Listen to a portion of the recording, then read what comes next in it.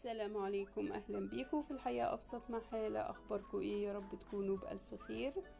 لو انتي اول مرة تشوفي قناتي يا ريت فضلا وليس امرا تشتركي فيها وتفعلي الجرس عشان يوصلك كل جديد.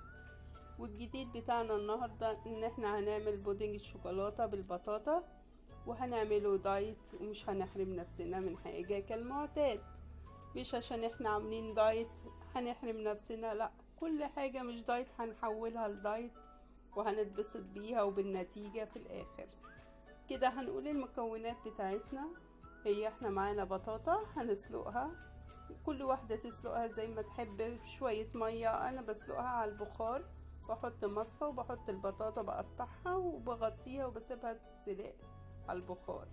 كده انا سلقتها وقشرتها. هنجيب مضرب بيض ونحاول نهرسها كده ونخليها زي البوريه ناعمة جدا، او بهرسة البطاطا او بالشوكة اللي موجود متوفر عندنا. انا عايزاها اهم حاجة تكون ناعمة. كده احنا هنحط المكونات بتاعتنا اللي هي عبارة عن كوباية حليب، وممكن هنزود تاني حليب اذا احتاجنا. ومعايا 3 معالق كبار كاكاو خام، وزي ما احنا متعودين نوعية تكون حلوة. و3 معالق سكر دايت، اي نوع سكر دايت عندنا يستحمل الحرارة.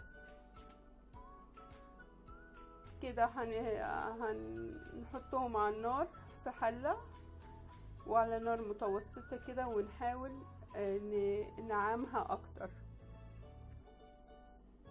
انا حاسه ان هو تقيل فانا زودت له حليب تاني وحاولت اخففها شويه. كده انا بحطيت معلقه صغيره قرفه، اللي حابب يحطها، اللي مش حابب ممكن يستغنى عنها. كده انا ضربت الخليط في الخلاط عشان يبقى ناعم اكتر، وده شكله بعد ما خلص. كده واخد غلوه بس على النار، يا دوب سخن كده وخلاص وشلته. هناخده كده ونعبيه في الاطباق بتاعتنا. شايفين قوامه عامل ازاي؟ اللي حابب انه هو يبقى اخف من كده يخفه، يعني انا شايفه القوام بتاعه كده كويس جدا.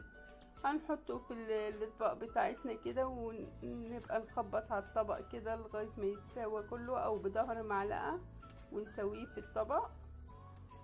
وعندنا شويه مكسرات كده هنحطها، بس يا ريت المكسرات تكون نيه، يعني لوز ني، سوداني، فستق، عين جمل، اللي متوفر عندنا ونحطه، لان طبعا المحمص مش هينفع في الدايت.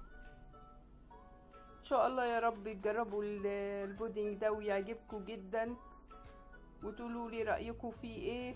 وعندي هنا شويه شوكولاته برضو خام هحطها على البودنج.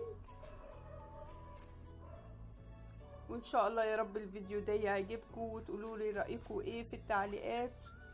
ويا ريت ما ننساش نشير الفيديو لاصحابنا كلهم عشان الفيديو ينتشر ويكبر والقناة تكبر بيكم وبدعمكم ليا.